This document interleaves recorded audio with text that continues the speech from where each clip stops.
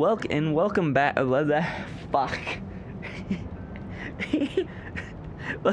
Welcome back to TOTW.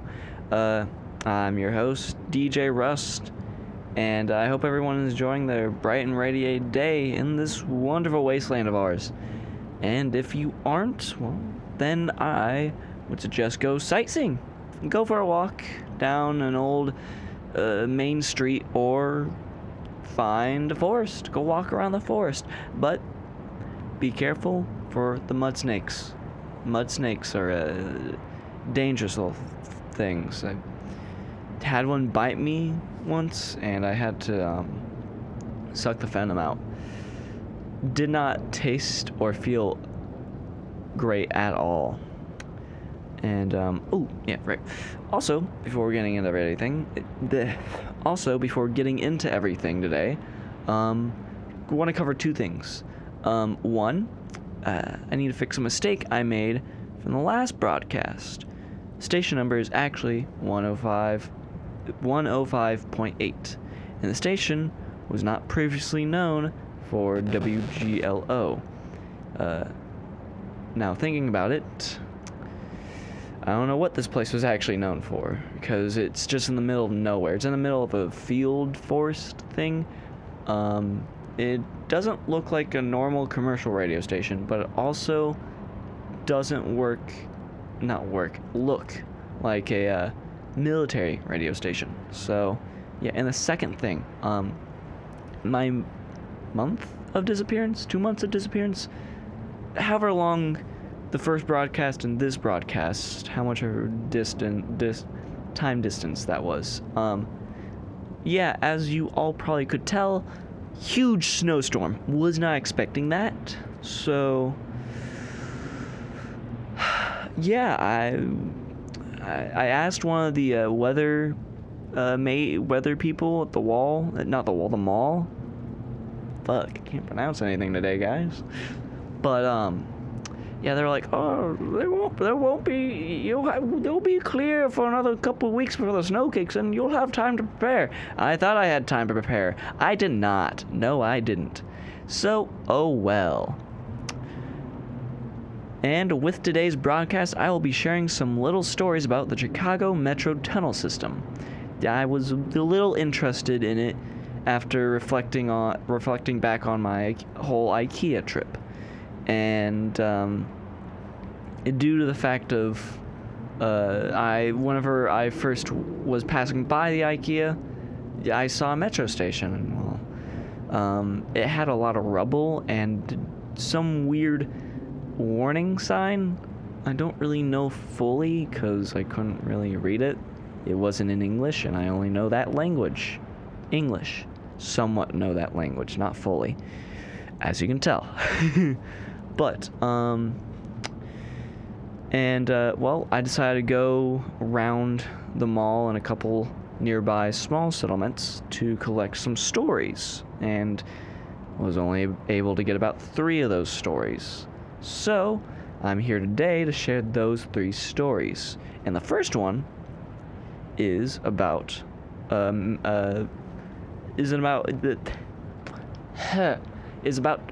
someone that goes by the name Tyler.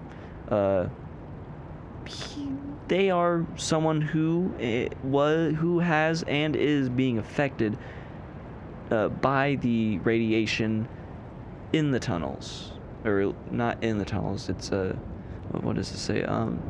That leaked into the tunnels. Yeah. So, ugh. Alright. If I wasn't haunted by that day in my dreams, I would be happy to forget, but I'll reflect upon it so it won't be lost to time what the worst of humanity can do. It was a Wednesday, or it was a Thursday, one of the two, or whatever day the nearby cafe was having a sale on their sandwiches. I was on break from my job, which I was about ready to quit. Too many alcoholics and meth heads coming in at noon starting some random shit. Anyway, it was about 5 or 6. Somewhere around the time the sun was setting. Sorry for the fake time placement. My memory is getting foggy nowadays, and it feels like it was ages ago since that day. The day was just another day, nothing special. Sun was setting. The distant sounds of the neighborhoods and the inner city with its traffic and riots were flooding my ears. Then, from the distance, the sirens started, and everything stopped. The cars, the people, even nature stopped to see what was happening. It was quiet. It was quiet for what felt like hours, but it was only a couple of seconds, minutes. Then the world screamed. It was like... the world screamed like it was in agony, like it just got hit or shot at. I had to cup my ears. I had to cover my ears so I wouldn't go deaf. And then it went quiet again.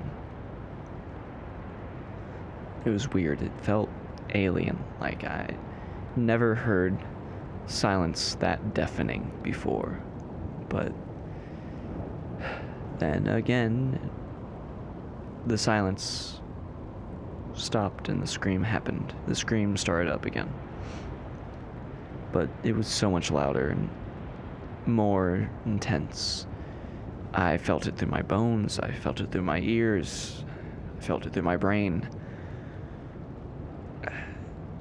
And as that scream happened, the wind started really kicking in. I tried running, but the wind decided that I'd stop running. It slammed a trash can directly into the back of my head, and I don't really remember what much happened in between then and when I woke up in the metro, but I presume some kind souls grabbed me and dragged me into the tunnel, trying to save me. But when I came back to, I was in the metro, and I could barely see. The only light source we had was the emergency lights, which barely lit up in the terminal anyway. But after looking around, we found that the metro station had some emergency rations, actually, that could last up to a year or two, depending on if we were able to actually ration it out amongst ourselves, which I think there was about 200 people in that tunnel.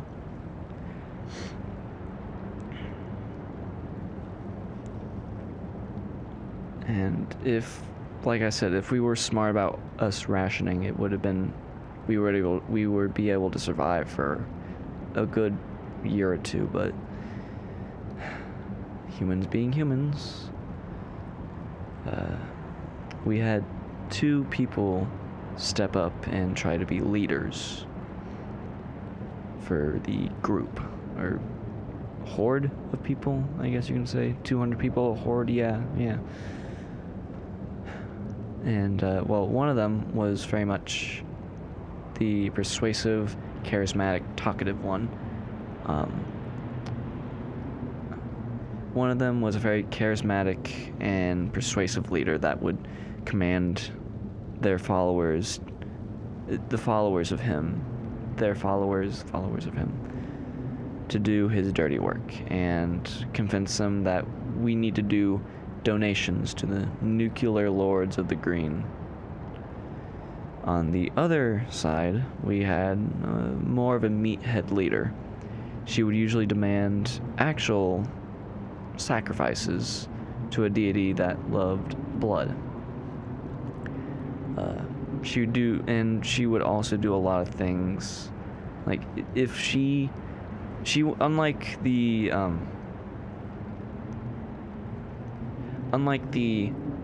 charismatic leader, the meathead one would actually do what needed to be done by her own hand. She didn't like anyone else getting in her way. And if someone disagreed and tried stepping in her way, well,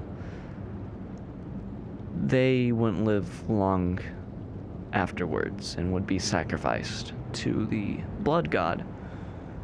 After the 4th week, someone decided that it'd be a wise idea to rate the food and lace the leftovers that they couldn't take with them with, I want to say, some residue from the surface.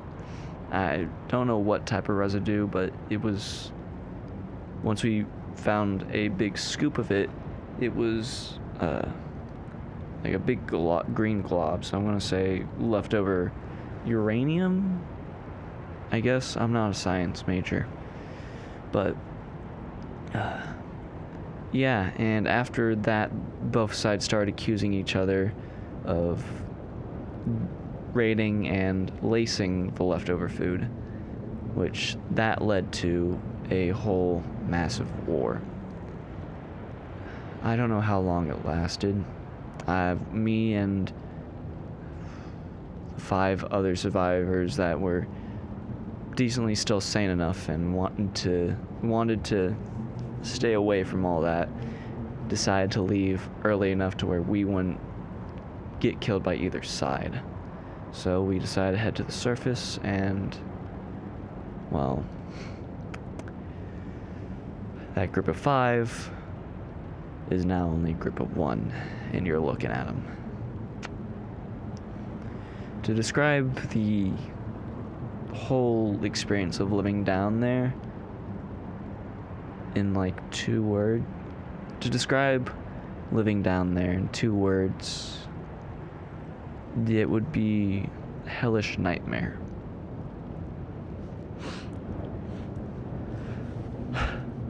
Well, Tyler is an interesting person. Sorry, I'm trying to energize myself after the little sad story there.